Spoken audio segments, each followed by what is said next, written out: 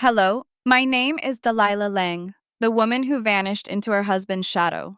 They called me a house manager, not a wife, not a partner. And at a glittering gala, I overheard him whispering in the women's restroom with his mistress. If the SEC ever finds out, we're dead. 50 million in dark money, all riding on insider information. That night, I realized my marriage was nothing but a glass cage. And in that very moment, I decided if they wanted to turn me into decoration, I would become the most dangerous thing they'd ever face. Before I share the rest of my story, tell me in the comments where you're watching from. Hit like and subscribe if you've ever overcome something that felt impossible. Trust me, you'll want to hear what happens next. The champagne flute trembled in my hand as Jasper's laughter cut through the cocktail party chatter. She retired when she met me, he said, his arm possessive around my waist. Best return she ever got. The circle of investors erupted in appreciative chuckles. I forced my lips into the practiced smile I'd perfected over 3 years of marriage. The one that said I was grateful, content, decorative. Inside, something cracked. How lucky, murmured the wife of a venture capitalist, her diamonds catching the light. Her eyes swept over my designer dress, chosen by Jasper, of course, with the kind of assessment women give each other when measuring worth in carats and labels. I used to measure worth in basis points and standard deviations. I used to make hedge fund managers sweat when I found discrepancies in their models. Now I stood in a Valentino gown, playing the part of Delilah Lang, wife of Jasper Lang, partner at Lang & Barrow Capital. The ride home was silent, except for the purr of the Tesla. Jasper scrolled through his phone, occasionally grunting at emails. I watched Manhattan blur past the window, each lit office window a reminder of the life I'd left behind. "You were quiet tonight," he said without looking up. "Tired," I replied, the universal excuse of unhappy wives. Our penthouse smelled like fresh flowers. The housekeeper changed them twice weekly. White orchids and roses, nothing with too much personality. I kicked off the Louboutins that pinched my feet and padded to the kitchen for water. "Don't wait up," Jasper called, already heading to his home office. "Singapore call." I stood at the marble island, pressing the cold glass against my forehead. 3 years ago, I'd been senior analyst at Cromwell Equity. I'd spotted the Theranos inconsistencies 2 years before the scandal broke. My models had predicted the 2018 crypto crash within a 3% margin of error. Then I'd met Jasper at that Austin conference. He'd seemed different from the chest-thumping bros I usually encountered in finance. Thoughtful, focused on me instead of performing for the crowd. When he suggested I take time off after our wedding, just until things settled down, it had seemed romantic. A break from the 80-hour weeks. The break had stretched into months, then years. My Bloomberg terminal subscription lapsed. My CFA certification gathered dust. Slowly, I became what everyone saw tonight, a trophy. Polished, silent, ornamental. I climbed the floating stairs to my old office. The door stuck. I hadn't opened it in months. Inside, dust motes danced in the streetlight filtering through blinds. My double monitors sat dark. The mechanical keyboard I'd loved covered in a fine layer of neglect. I powered on the system. The password came automatically. Q3MMAUD3 2019. As the screens flickered to life, I navigated to my email drafts. There it sat, unsent for 8 months. Subject urgent. Cayman Transfers Investigation Emerson. If something happens to me, start with the Echo folder. The Cayman transfers don't match the reported holdings. Someone's running a shadow fund. I think it goes all the way up. My fingers hovered over the send button. 8 months ago, I'd noticed discrepancies in Jasper's papers, left carelessly on his desk. Investment amounts that didn't match. Shell companies with familiar names. A pattern that made my analyst instincts scream. But I'd been the good wife. Quiet, trusting, decorative. I closed the laptop and locked the door behind me. In our bedroom, Jasper's side remained empty, his voice a distant murmur from down the hall. I slipped between the 1,000 thread count sheets and stared at the ceiling. Tomorrow, there would be another charity luncheon, another afternoon of nodding, while women discussed their children's private schools and their husbands' latest acquisitions. Another day of pretending I didn't understand the conversations about market volatility happening just out of earshot. But tonight, in the darkness, I made a decision. I wasn't just tired. I was done being decoration. The memory hit me as I made breakfast the next morning. Sourdough French toast, Jasper's favorite. 3 years ago in Austin, he'd ordered the same thing at a hole-in-the-wall diner at 2 a.m. after we talked until the conference center kicked us out. "You're different," he'd said, maple syrup dripping onto his shirt. He hadn't cared about the stain. "These other analysts, they see numbers. You see stories." I'd fallen for him over that sticky table, drawn to his intensity, the way he listened like I was the only person in Texas. When he'd proposed 6 months later, my colleagues at Cromwell called me lucky. Landing Jasper Lang, my boss had whistled. That's better than any IPO. Now I watched him eat the French toast while reading his iPad, occasionally making notes. The man who'd hung on my every word about debt restructuring now barely noticed when I spoke. "Marin's coming by later," he said between bites. "Quarterly review. Use the gym or something." Marin Doyle. Forbes' Woman to Watch in Venture Capital. Harvard MBA. Columbia Law. And according to the gossip at last month's gala, Jasper's pick for partner before he'd married me instead. She arrived at noon sharp, clicking through our foyer in her Prada pumps like she owned the place. "Delilah," she nodded, her smile sharp as her cheekbones. "Don't you look rested?" "Marin," I matched her tone. "Coffee?" "Black, if you can manage that." I could have told her I used to manage multi-million-dollar portfolios. Instead, I made her coffee and delivered it to Jasper's office, where they'd already spread papers across his glass desk. As I set down the mug, my eyes caught familiar numbers, projections, valuations. And there, a company called Echo Funding Initiative. "Thanks, babe." Jasper didn't look up. I left the door cracked and settled in the living room with my laptop, close enough to catch fragments. Pre-money valuation. Series B imminent. Regulatory approval? My fingers flew across the keyboard, not the Instagram browsing they'd assume, but diving into SEC filings, Delaware incorporations, anything about Echo Funding. What I found made my stomach clench. The company existed barely. A skeleton filing with an address matching a strip mall in Wilmington. "She's decorative, I'll give you that." Marin's voice drifted out, and I froze.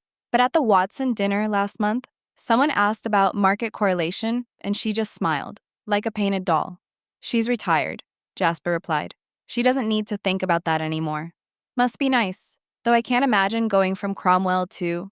What does she do all day? Pilates? Their laughter twisted something inside me. I screamed, silently, into a throw pillow that cost more than most people's rent. When I looked up, I caught my reflection in the mirror.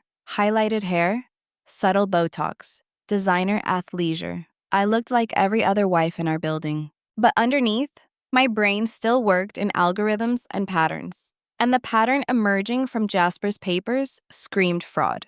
That evening, while Jasper entertained clients at 11 Madison Park, I dug deeper. Echo Funding had received investments from Lang & Barrow totaling $50 million.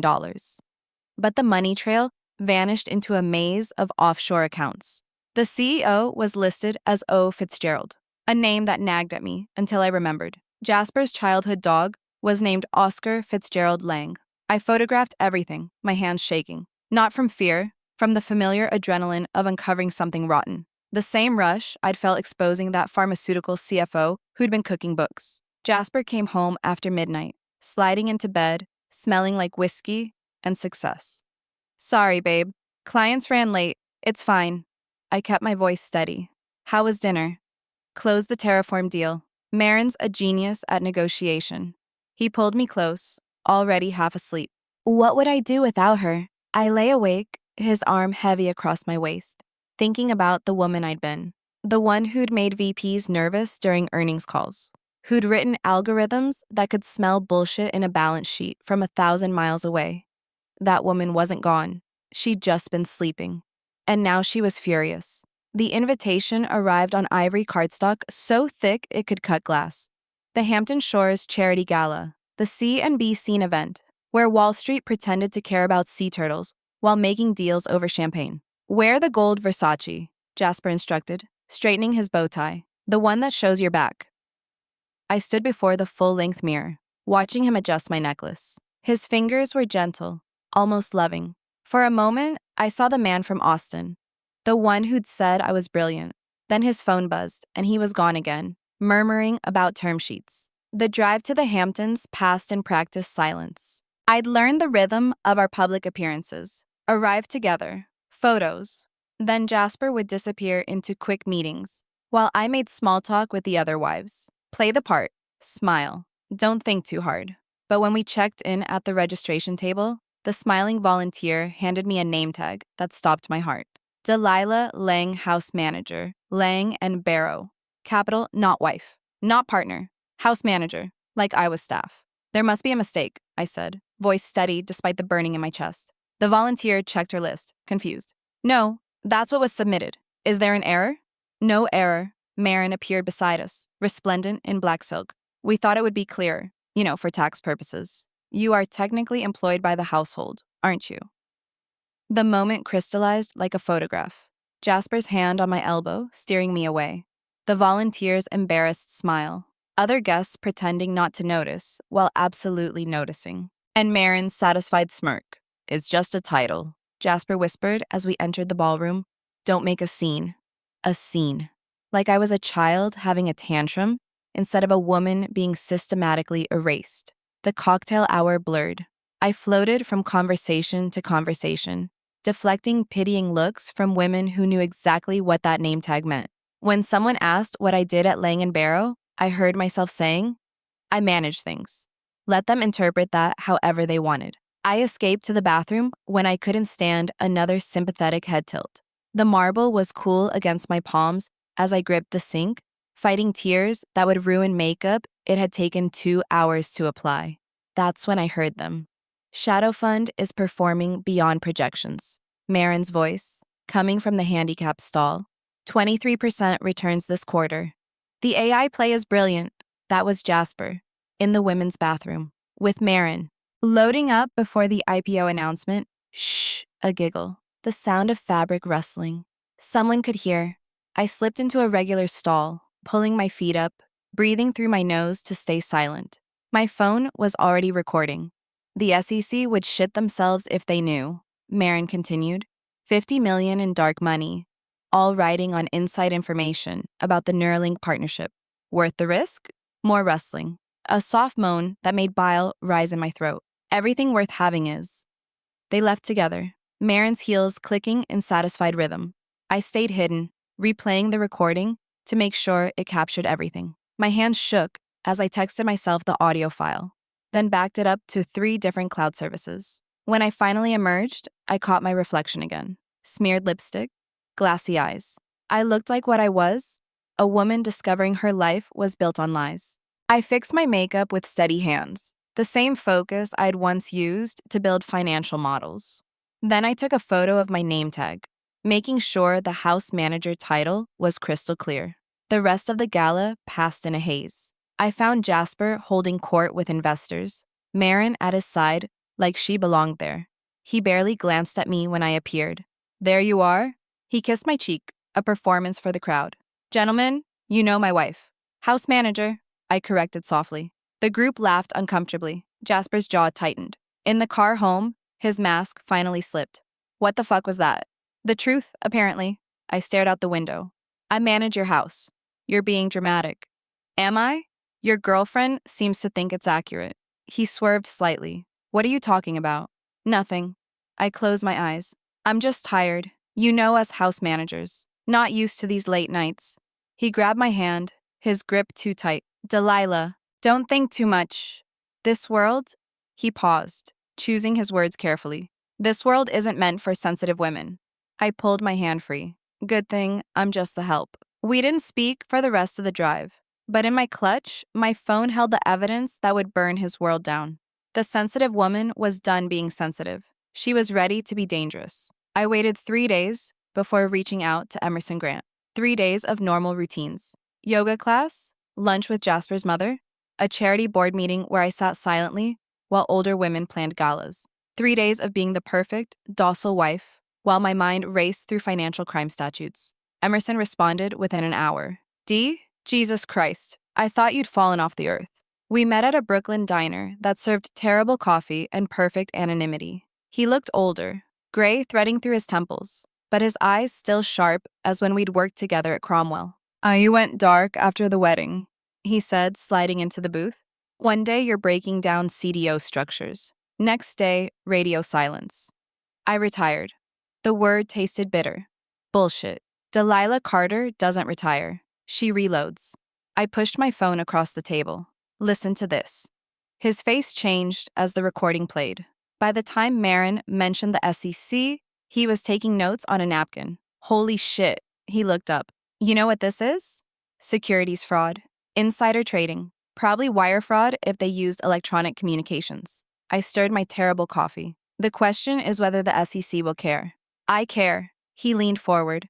I'm with the enforcement division now. This is exactly what we look for. There's more. I showed him the photos of documents, the shell company registrations, the money flows. They're using investor funds to manipulate pre-IPO valuations. The shadow fund is a slush pool for insider trading. Emerson whistled low. This could take down Lang and Barrow entirely. Good. He studied me. This is your husband we're talking about. No, I said quietly.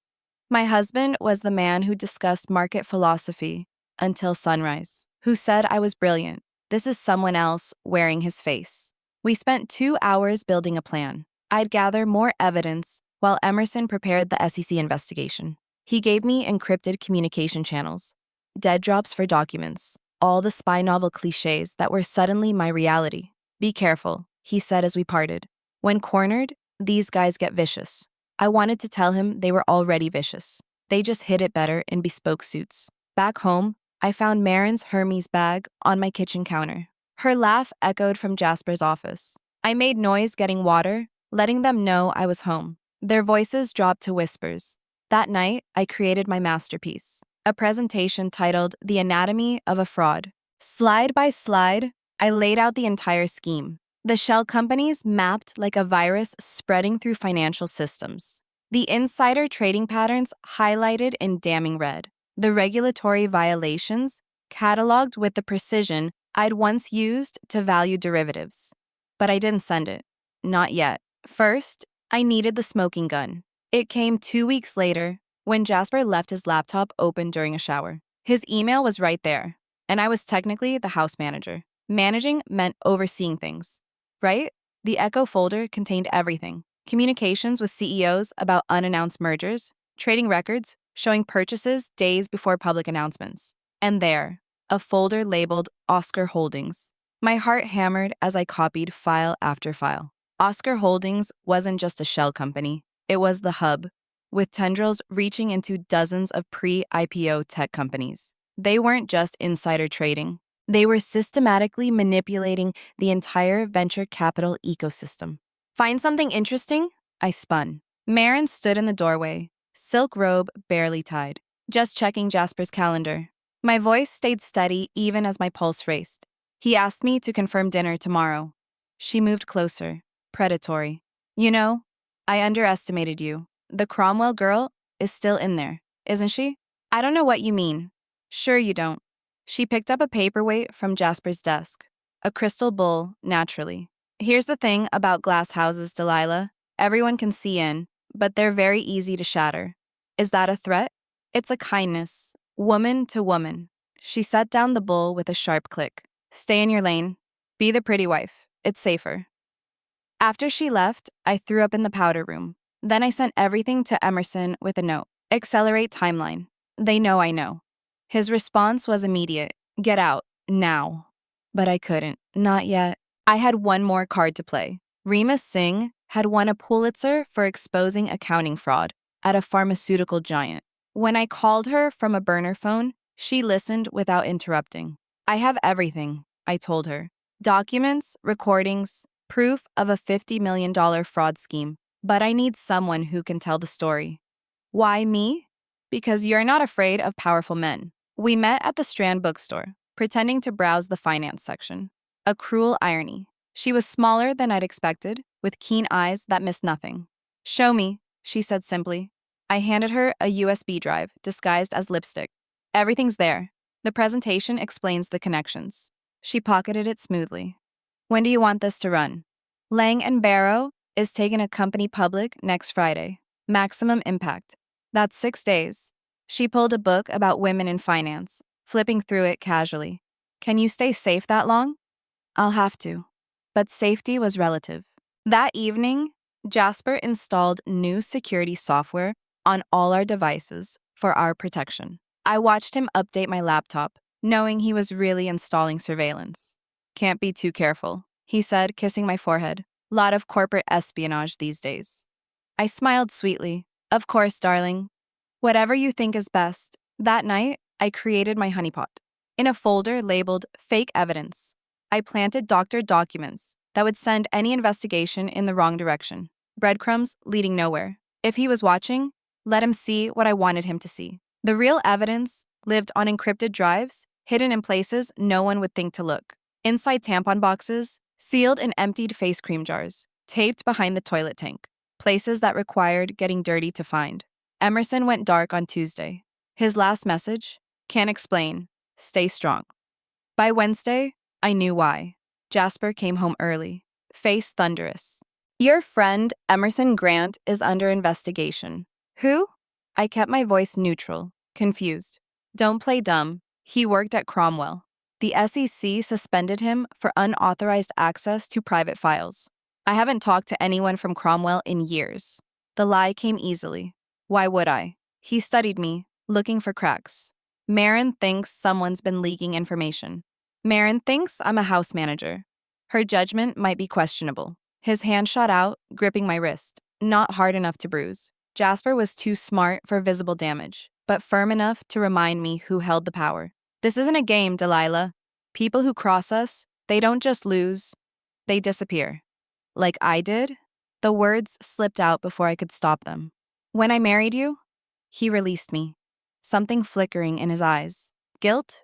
Regret? But then his phone rang, and he was back to business, already forgetting the woman he'd just threatened.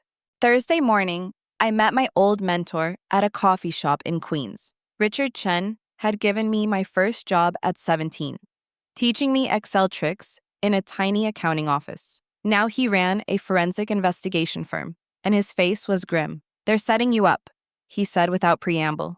My sources say there's already a narrative being built. Bitter ex-employee, mental health issues, attempted extortion. But I have proof. They have lawyers, and lawyers can make proof disappear. He pushed a business card across the table. My friend runs a safe house upstate. Go there after the story breaks. I can't just run. You can't fight if you're in federal custody. Or worse. His hand covered mine. Paternal and worried. You were like a daughter to me at Cromwell. Please, don't let pride make you a martyr. That night was the Lang & Barrow quarterly party. I played my part perfectly. Designer dress, practice smile, empty conversation. But I'd added my own touch. A recording device in my clutch, capturing every boastful word about tomorrow's IPO. Stock'll double by lunch, one partner bragged. We've made sure of it. At midnight, I stood on our terrace, looking out at the city I'd once conquered with spreadsheets and algorithms. In 5 hours, the markets would open. In 6 hours, Rima's story would break. In 7 hours, I'd be gone. I left the note in our safe. Jasper had been too arrogant to change the combination from our anniversary date. Written on our wedding stationery, it said simply, "Look beyond Oscar. The real crime was killing the woman who loved you.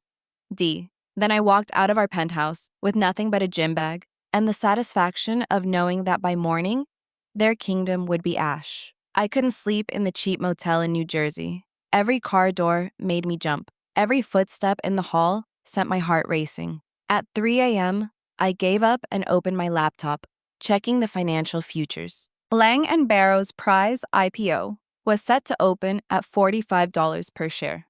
They'd hyped it for months. The next unicorn. Revolutionary AI technology. Guaranteed moonshot. What investors didn't know was that the company's main asset was creative accounting. My phone, the real one, not the burners, buzzed with texts from Jasper. Where are you? Car's gone. Explain. Delilah, whatever you're thinking, stop. We need to talk. Come home.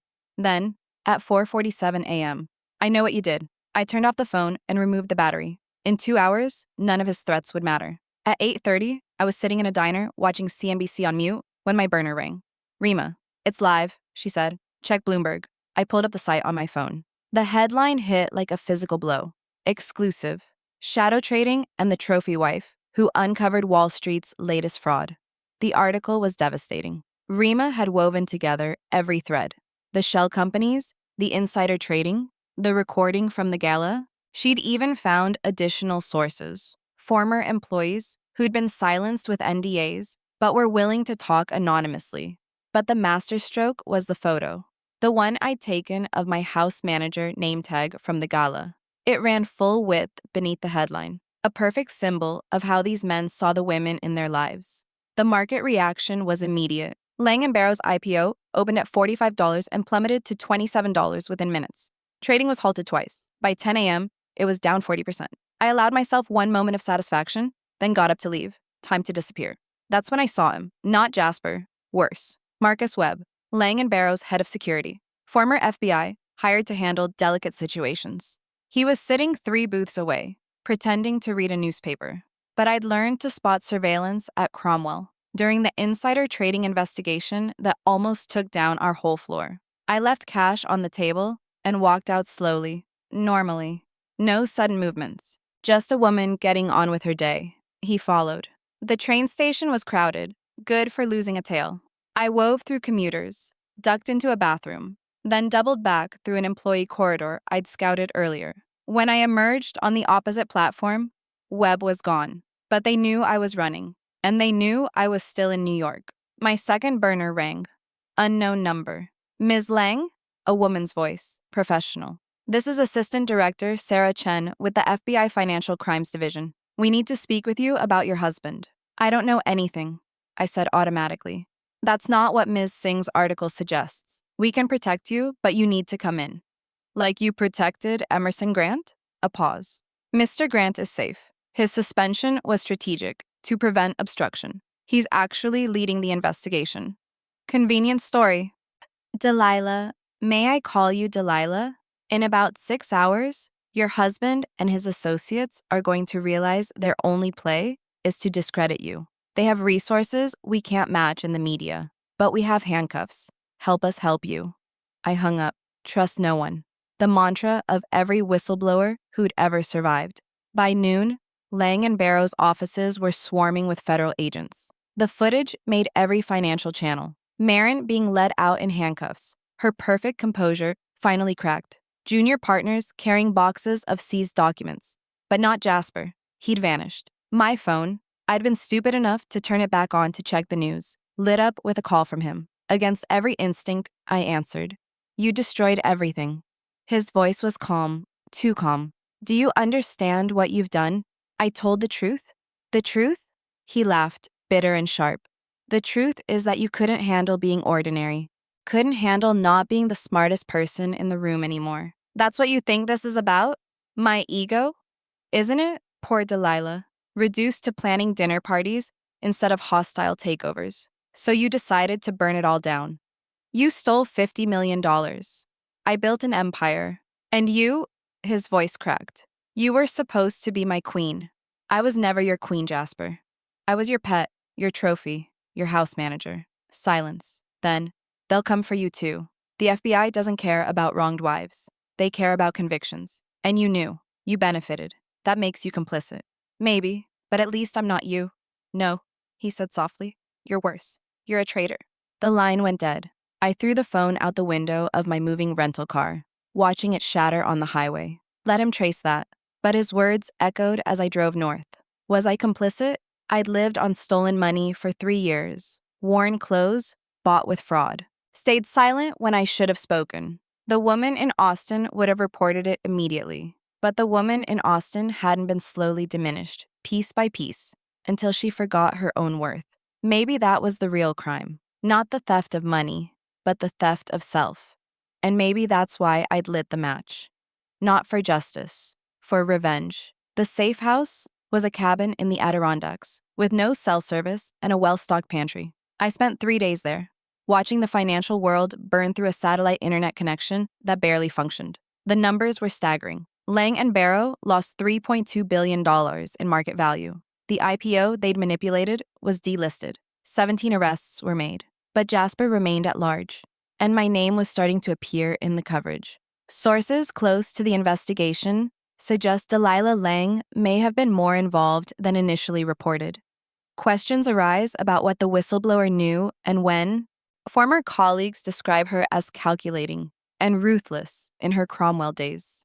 The narrative was shifting. I was no longer the brave wife, exposing corruption. I was becoming a co-conspirator who turned state's evidence to save herself.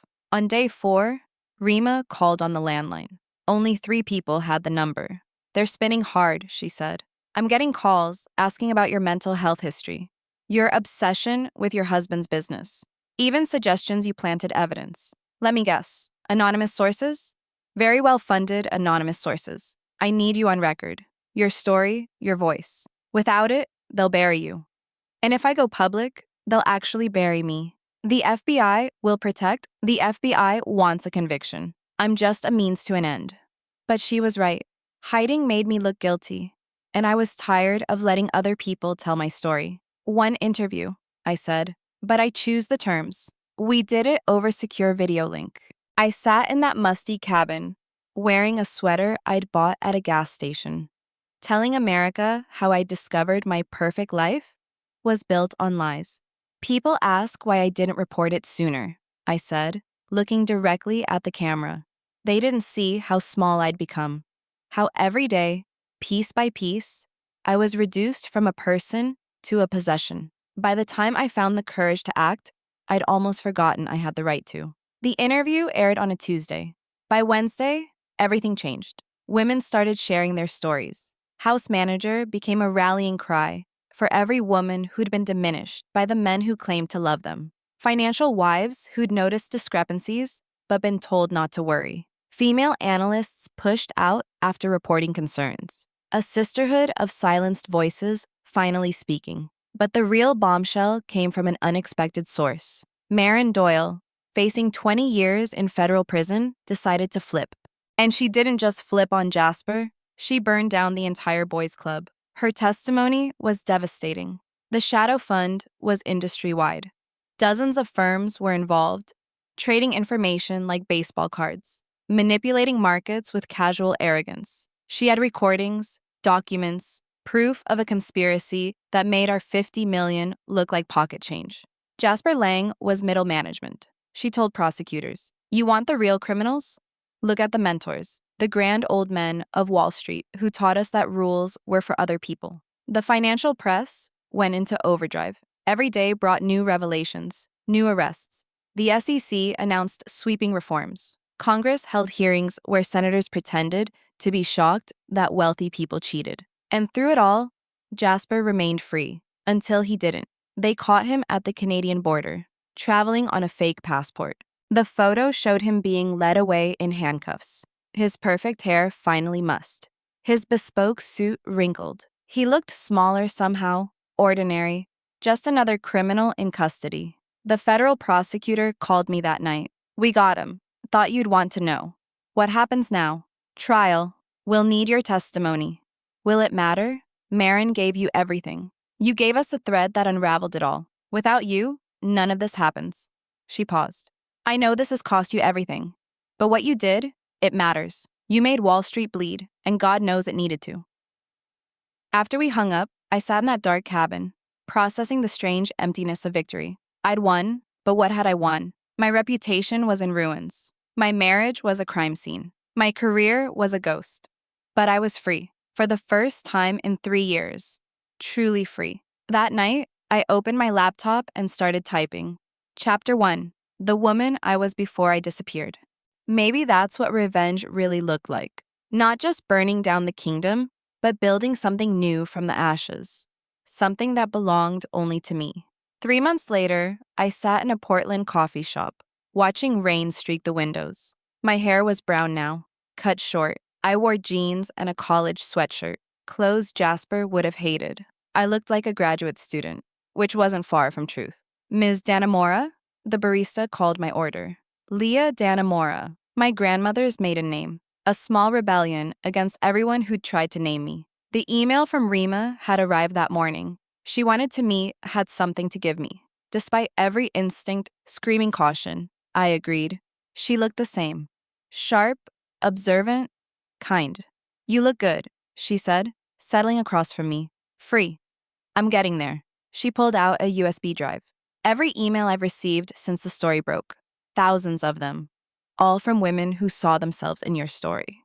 I don't need, yes, you do. Read them. See what you started. She paused. The FBI says Jasper's trying to make a deal, naming names in exchange for minimum security. Of course he is. Are you ready? For the trial? I'll never be ready, but I'll do it. She studied me. Emerson Grant sends his regards, by the way. He's heading the new Financial Crimes Task Force. Says to tell you the Cromwell gang misses their best analyst. That woman's gone. Is she? Because I see her right now, just wearing different armor. After she left, I sat with the USB drive, afraid to plug it in, afraid of what those thousands of voices might say. But that night, in my tiny apartment, I read everyone. I was a surgeon before I married him. Haven't touched a scalpel in 10 years. My MBA from Wharton is in a drawer somewhere. He said the kids needed me more.